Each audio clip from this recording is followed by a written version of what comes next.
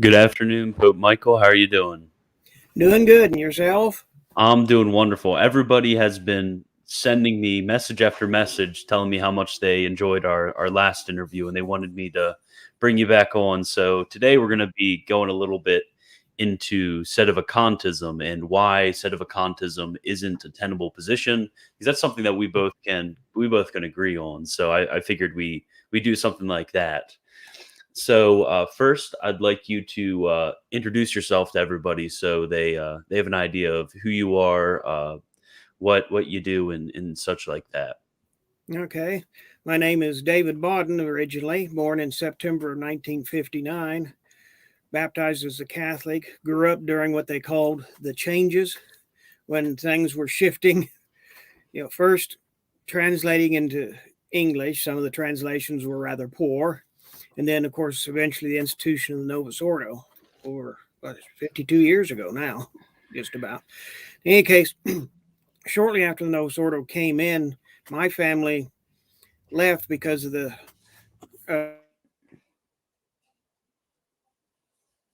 thing Catholic.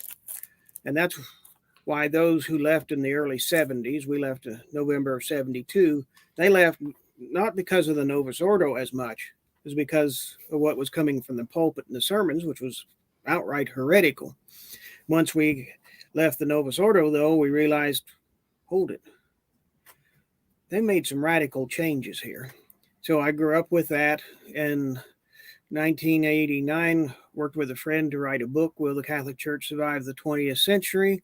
And we published that in January of 1990, calling for a papal election on July 16, 1990.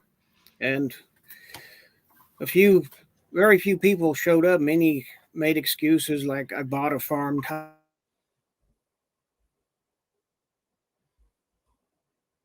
proceed. So we proceeded with the election, and I was elected as Pope that day. Okay, so before we continue, I forgot to say this, but everybody that's watching, this episode was brought to you by Fluent Greek. So I know all of you out there, you need some help on your Greek. So go to fluentgreeknt.com and use the code militant to get 20% off. And then also, we will be taking Q&A at the end. I will be taking some questions. I can't promise I'll get to all of them, but if you want me to get to your question, then you can send a super chat now that we're over 1,000 subscribers. And then also patreon.com/militant Thomist. If you'd like to help the show out, there's additional resources, PDFs to books that I print and stuff like that. So now let's get into a bit of the Sedevacantist movement itself and some of the history behind that, because I understand that you have been uh, involved with a lot of the major figures of the Sedevacantist movement. So will you please get into a bit of the history behind that? Well, basically, we left the Novus Ordo, and everyone was, in essence, a Sedevacanist. Because how can a pope give us these doctrines that are coming from the pulpit? Because it all goes right up to the pope. We've traced it up. You look at Vatican II, you find heresy. He can't be pope. This was a conclusion people reached in the early 70s. It didn't really get a name until about 1980, when there was a controversy in the Society of St. Pius X. They held up an ordination because of a man's sedevacantist position, but they did eventually ordain him. There was a lot of discussion between Lefebvre and several of his priests, like Father Sedevacantism. And then it proceeds forward uh, in time, but we should go back to Father Joaquin. It was never translated, and that was in the early 70s. In fact, Father Sainz, Cremona, and Zamora visited with Archbishop Lefebvre in May of 1976 to talk to him about electing a pope, because these kind of went hand in hand. You think if you have no pope, then you need to get one. Sedevacantism is a temporary thing.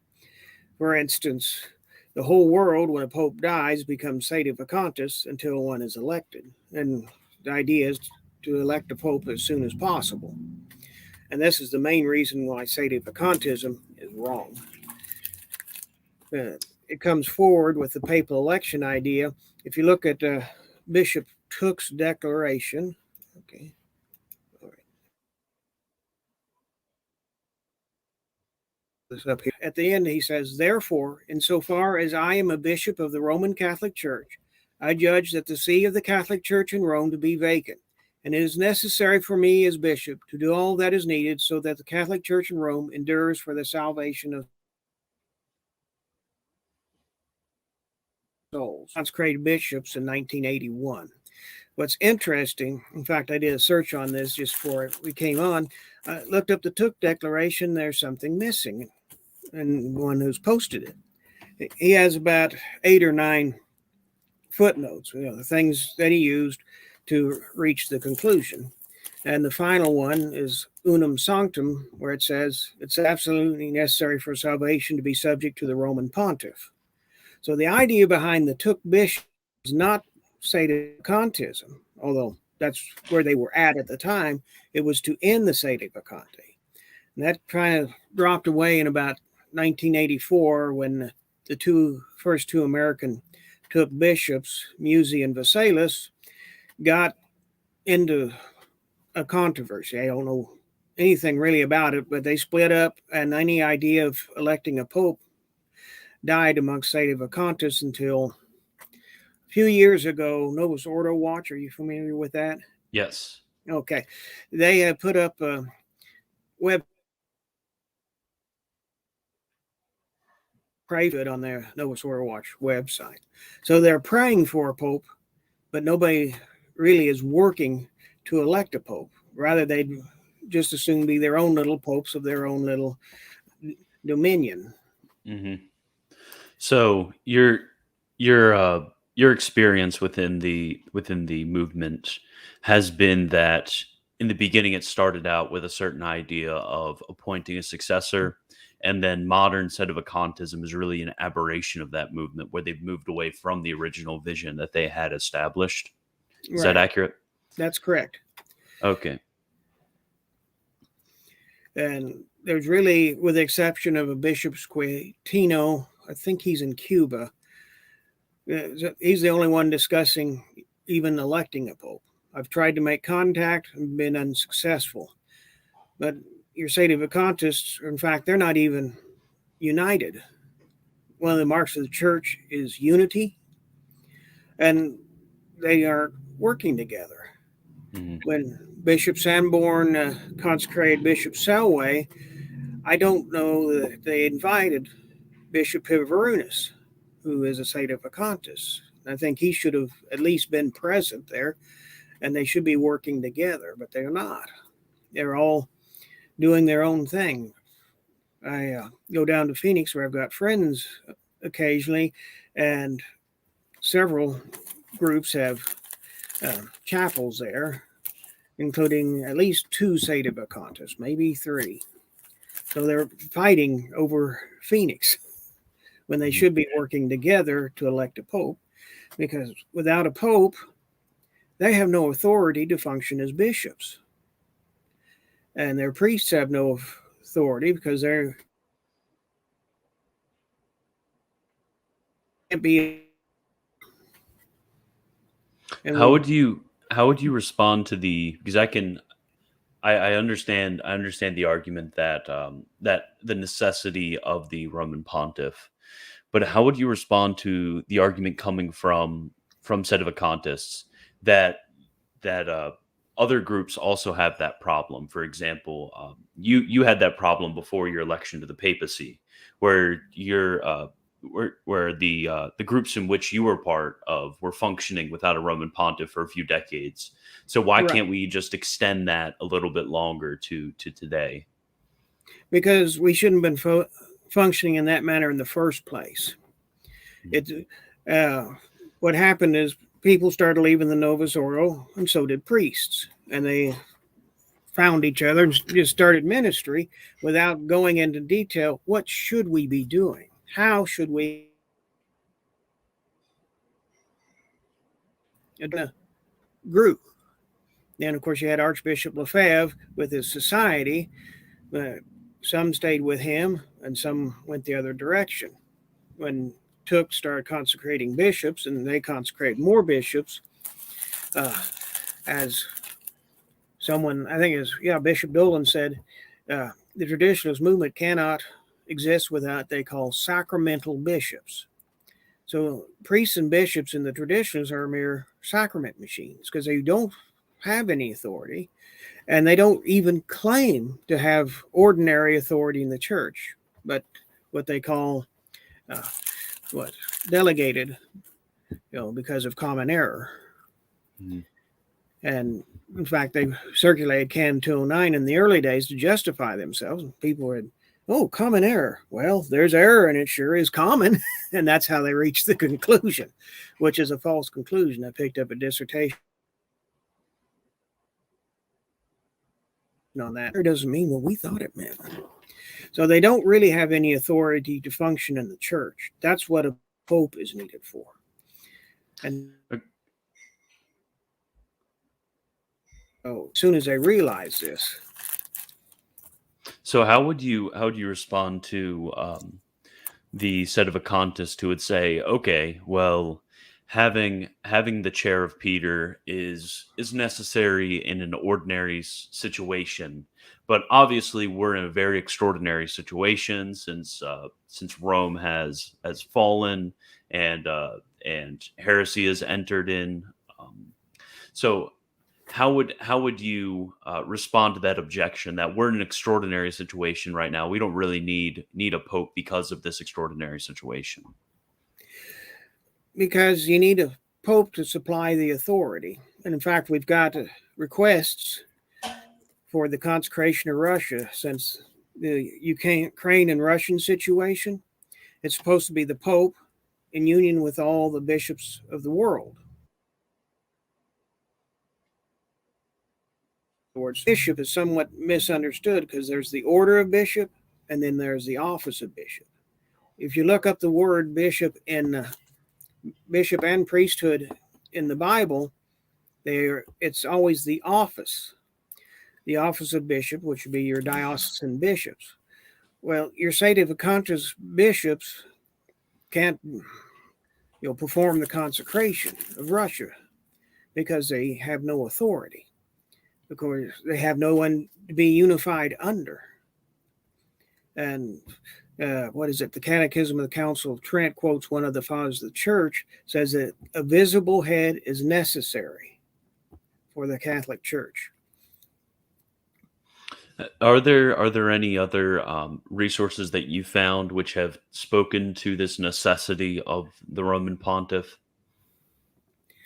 Uh, I'm sure I have. I'll probably put them in my books. I'd have to look everything up again. But it's quite simple. Whenever the church has a vacancy, it has election. Yeah, two of the councils, I think, one of the Council of Leon and the other one, both say it in the Declaration. The church has always worked on the presumption we need to have a pope. Normally, if you have a vacancy in an office that's elected, it's like 3 months till election. In the Mhm. papal election, they might assemble. At one time, I think they assembled as fast as 11, 12 days, according to the law. And other times, when they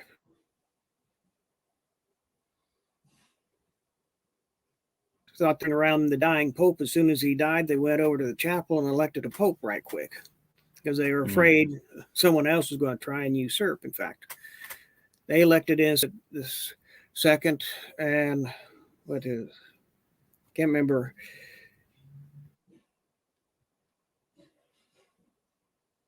They elected Innocent the Second and had to leave Rome before the group supporting the anti-pope could come and take and possibly murder the pope.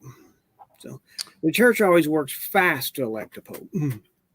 Okay, so what would your response to the objection? Like, okay, I understand this necessity, but they would deny all of the current claimants to the papacy.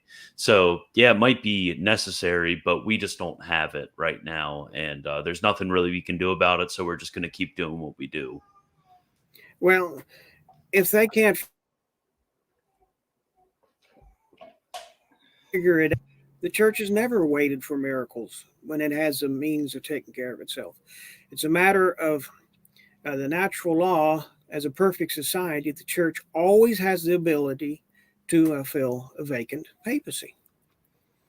And if the ones who should fill it fail, then it devolves eventually to the universal church in some manner to elect a pope.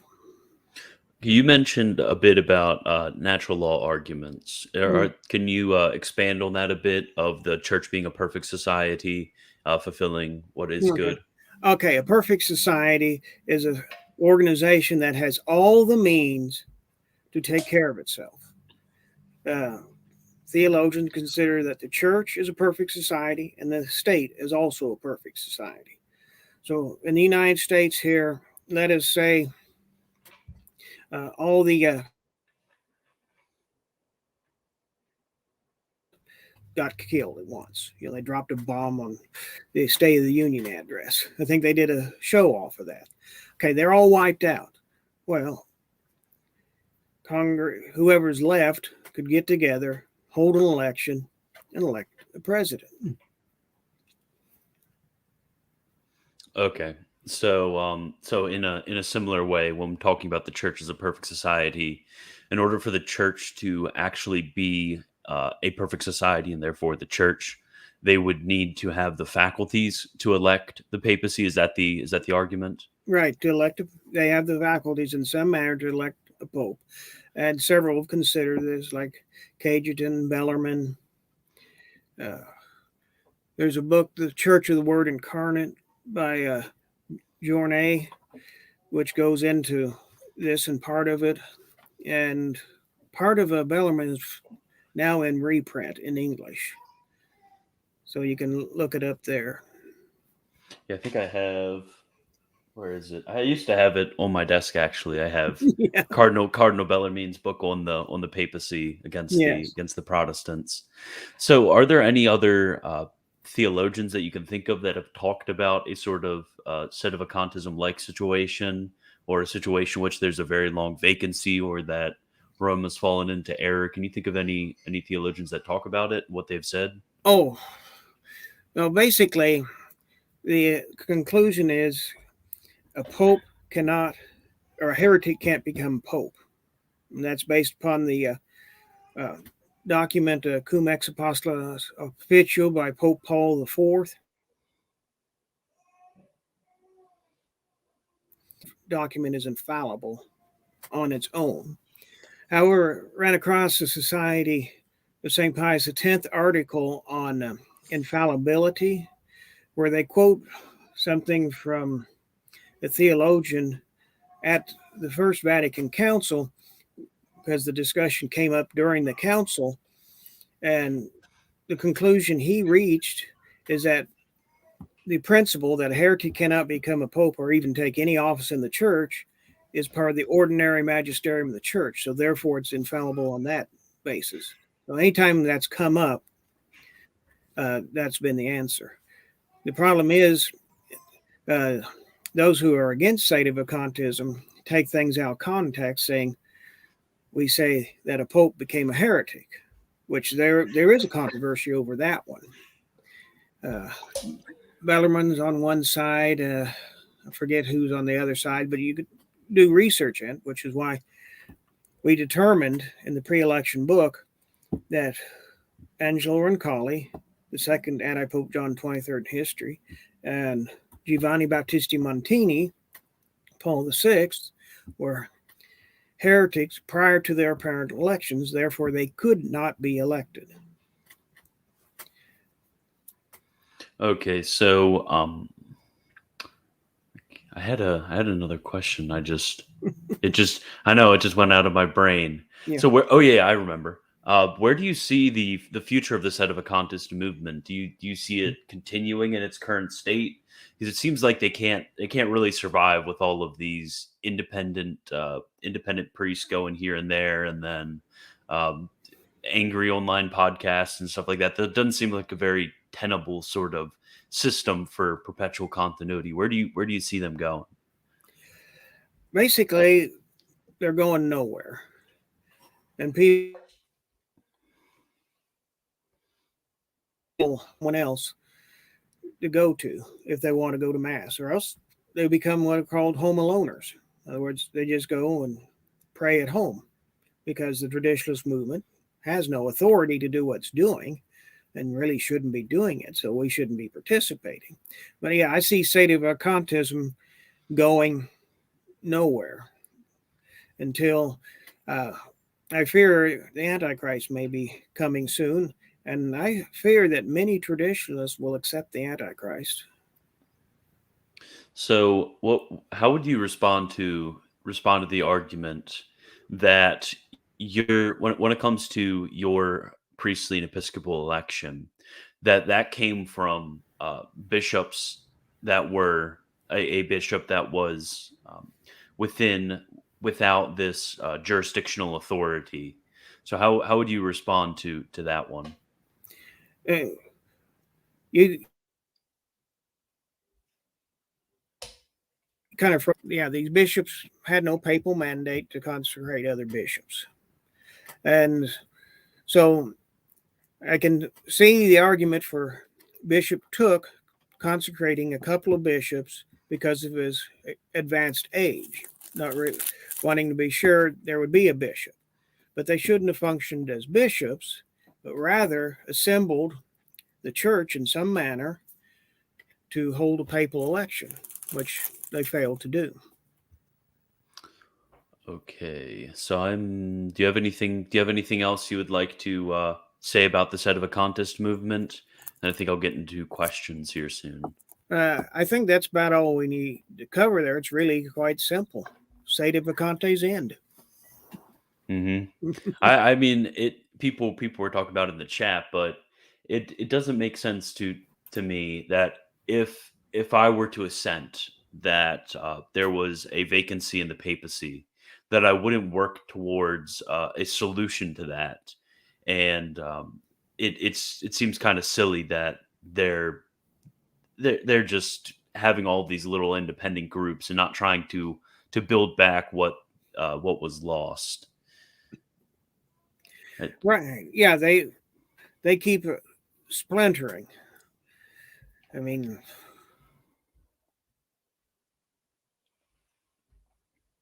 together. I'd have to sit down and start making a list. It's easier to make a list of the bishops that are working together. Sanborn and Dolan. That's the only ones I know of.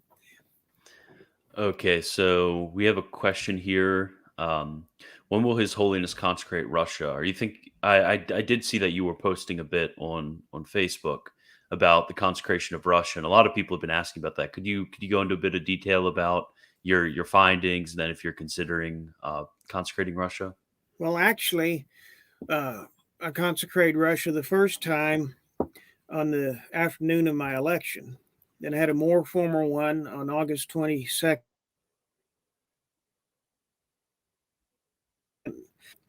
And then on the day I was consecrated bishop, I had one bishop present, so we consecrated Russia the next day.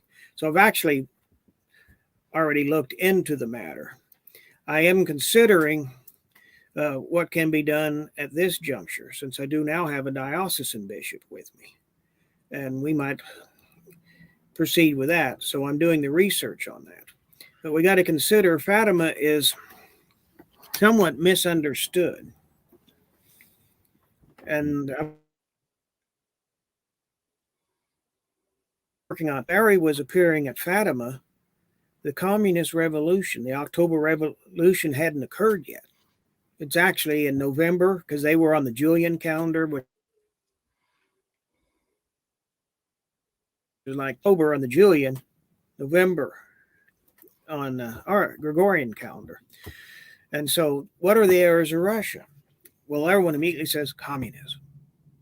Well, I think that's part of it. But the errors of Russia stem from the Orthodox, beginning with schism, which is spread.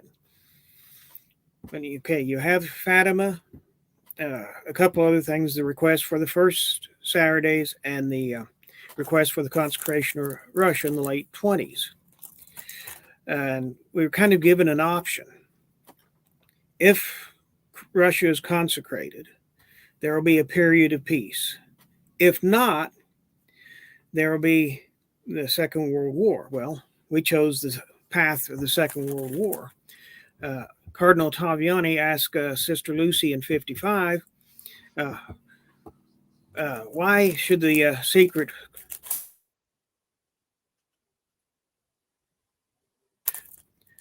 I'm thinking that the conversion of Russia will be possibly after the time of Antichrist. Because I think somewhere Mary said the consecration will come, but it will be late. Okay, so, so what do you mean by the consecration not coming, but also talking about you having consecrated already? What is? Well, basically, it calls for the consecration and union with all the bishops of the world. But I think there was a time frame it should have happened in, and it didn't occur in that time frame, which is why whatever is in the third secret, which I don't think we'll ever see, was clear in 1960. In fact, I think it was clear in the beginning of 1959 when Sister Lucy asked to go on the radio and talk about and silenced her. Okay. So Matthew Taylor, he's asking about the papal tiara. So would you, if you could, use a papal tiara, and do you hope that your successors receive a coronation?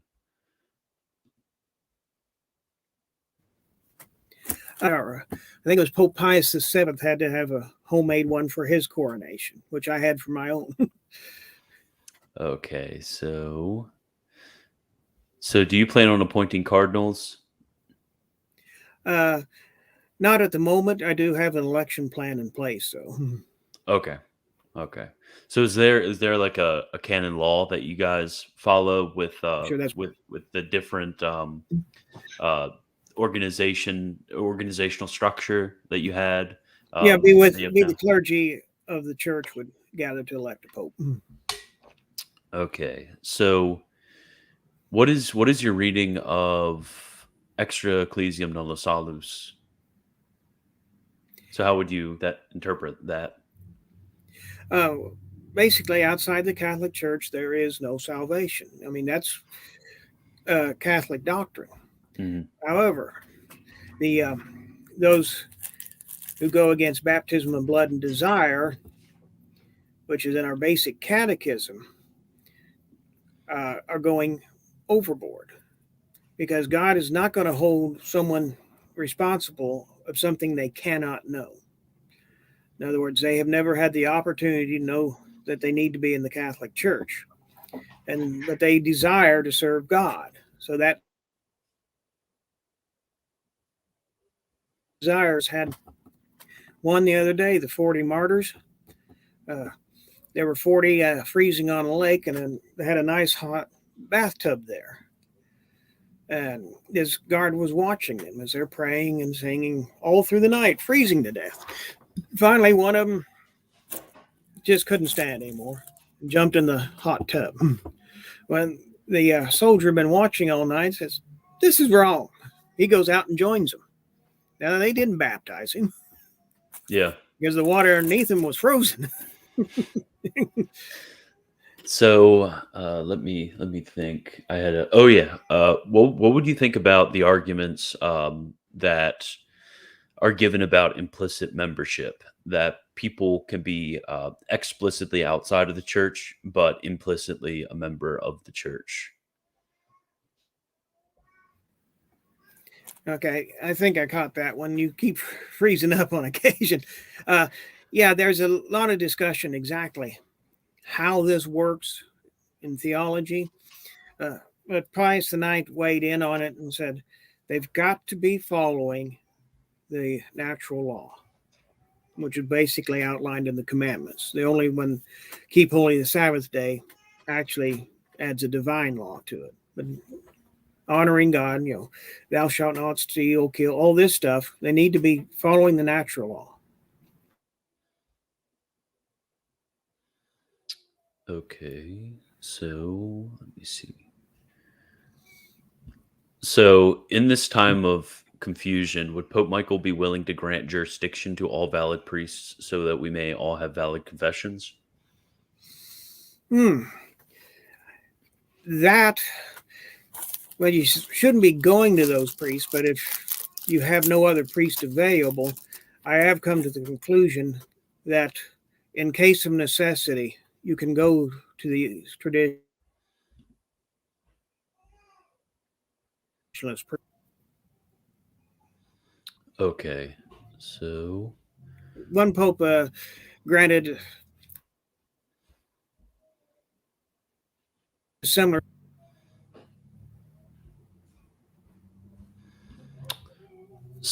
what are the fasting requirements to follow for Lent? Should we do a back fast for Good Friday? So, what fasting rules does your church follow? We followed the fasting rules in place in 1958, which is, well, we're in Lent. If you're of fasting age between 29 and or 21 and 9, one main meal with meat, of course, no meat on Fridays, and Ash Wednesday, no meat. Two smaller meals, which added together, uh, sufficient to maintain strength, do not equal a second large meal. And that's the basic fasting regulations. Some might, out of devotion, do a black fast on Good Friday. It might be a good idea. Strengthen them because people are weak today. Okay, so AJ, he asks, do you support the current state of Israel?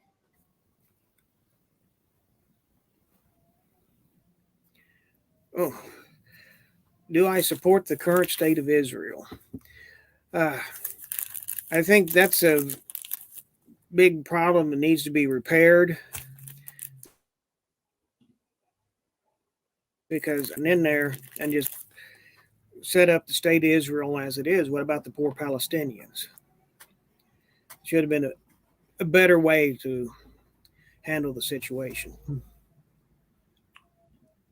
Okay, so Bonaventure, oh, you have the Sephiric Doctor watching. So he asks, does Pope Michael think that any groups of Sedevacantists are better than others in their claims of their structure? Say, for example, his views on SSPV versus the CMRI. Well, SSPV is not really openly Sedevacantist. Now, I know Father Jenkins with the SSPV was at Armada. I'm not sure whether he was fully Sedevacantist or just going along with things.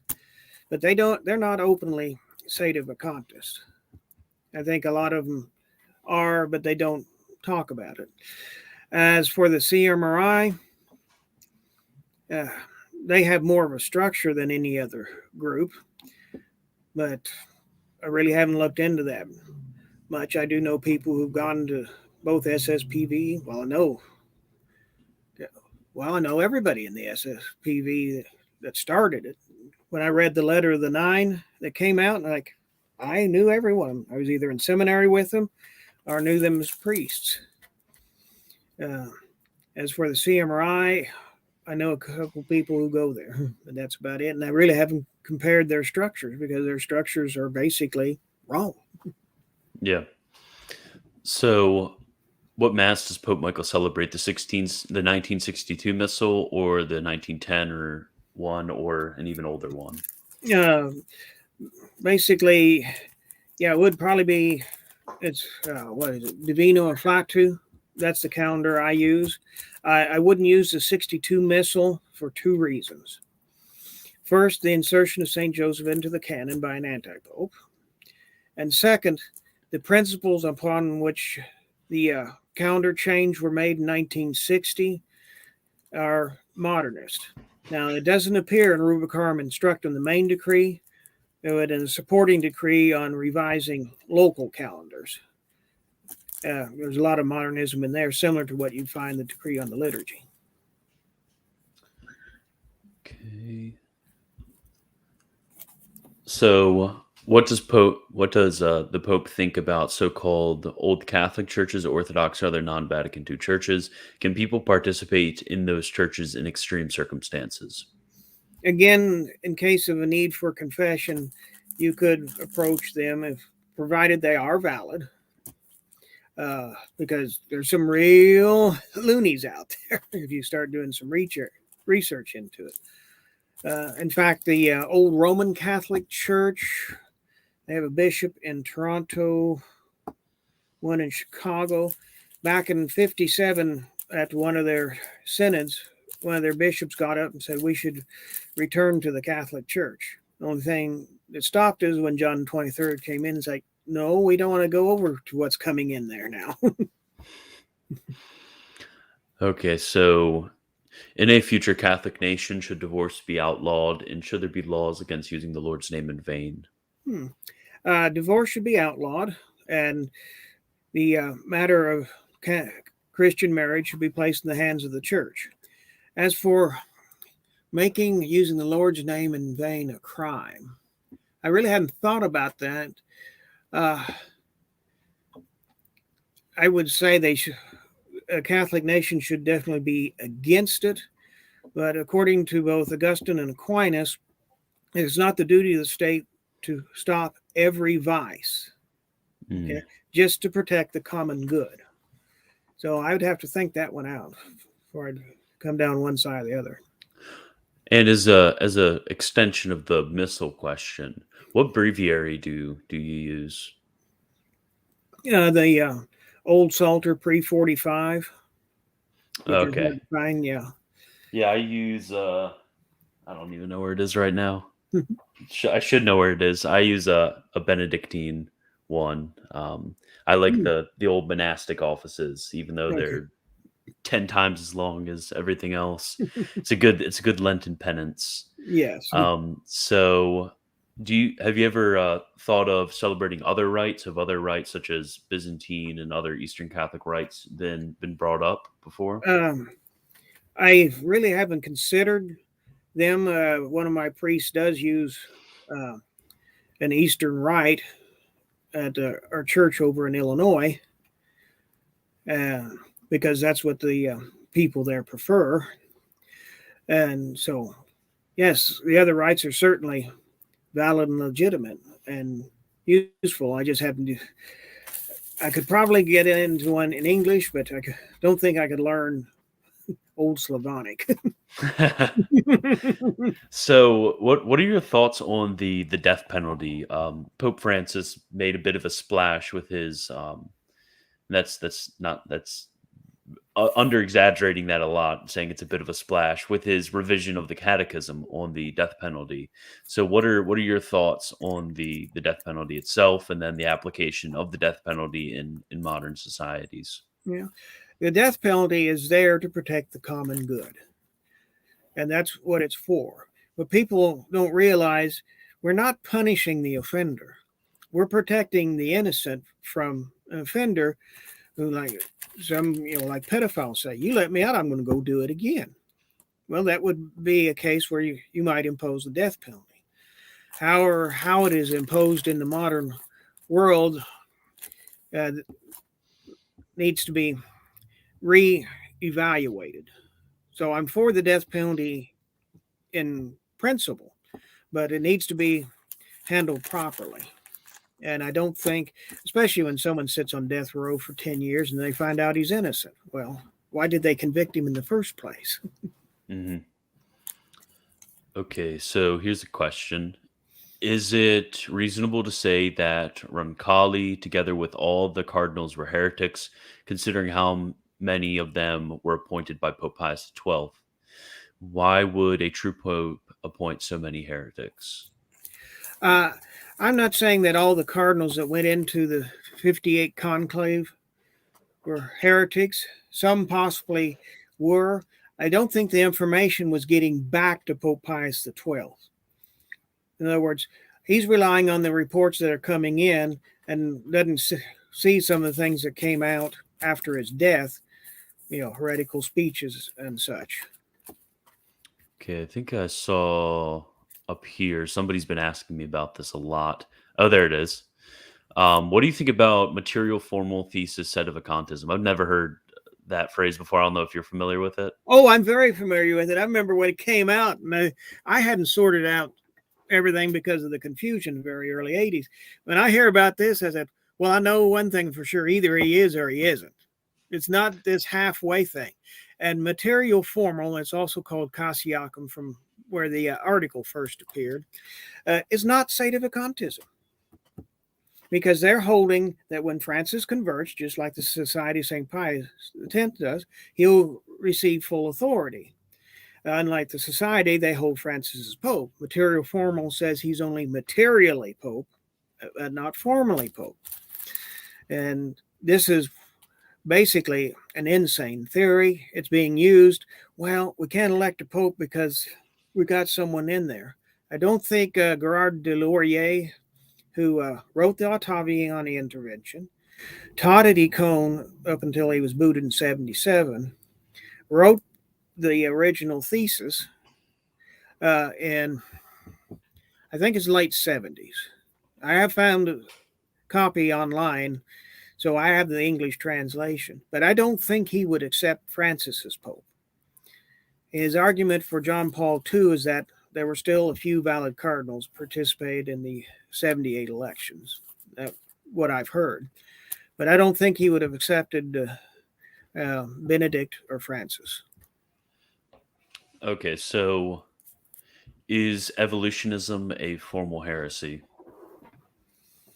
It hasn't been condemned as a formal heresy that I know of, but it contradicts the first few chapters of Genesis. In fact, I'm writing on this very subject as we speak because the evidence doesn't support evolution, as they call it. The evidence supports a young earth and creation. There's been recently a bit of a stir. Have you ever heard of Pints with Aquinas? No. It's a YouTube channel that's pretty popular that talks about Thomism, and they had on Jimmy Akin. I don't know if you're familiar with Jimmy Akin. I just know the He's name. Yeah, with he had on Jimmy Akin and another younger Catholic apologist, and they debated with each other evolutionism and well, not really evolutionism, but young Earth versus old Earth, Mm-hmm. and that opened up a whole can of worms, and now everybody is commenting on it, and everybody's mad at each other. But I'm strictly on the anti-evolutionist side of things. I don't think it makes sense metaphysically. I think we have statements from previous popes who are talking about how the body proceeds directly from God and not made of any obviously the Right. dust of the earth, but not made from other beings and such. So I've been getting quite involved in this debate. So that'll be interesting to see your work when it comes out. Right. So, what is Pope Michael's stance on the validity of Anglican orders? Anglican orders are invalid. Pope Leo XIII settled that one. Okay, so I've recently been doing some thinking about this, and I wanted to hear your thoughts. So, back in about 2 or 3 decades after Apostolicae Curiae came out, you had the old Right. Catholics who had split off after Vatican One, and they, in the early 20th century and throughout the 20th century, participated in consecrations of new Anglican bishops.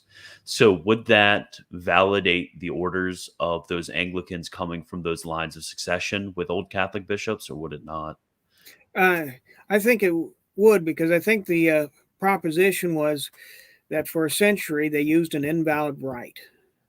Okay, that invalidated. Then they did make a change back, which I believe would be valid. The only reason you got a whole century past, you have to get a valid bishop in there. And yeah, I've read a lot about that. I even know some Anglican Catholics. Okay, so is it okay to attend a pre 1955 Holy Week service?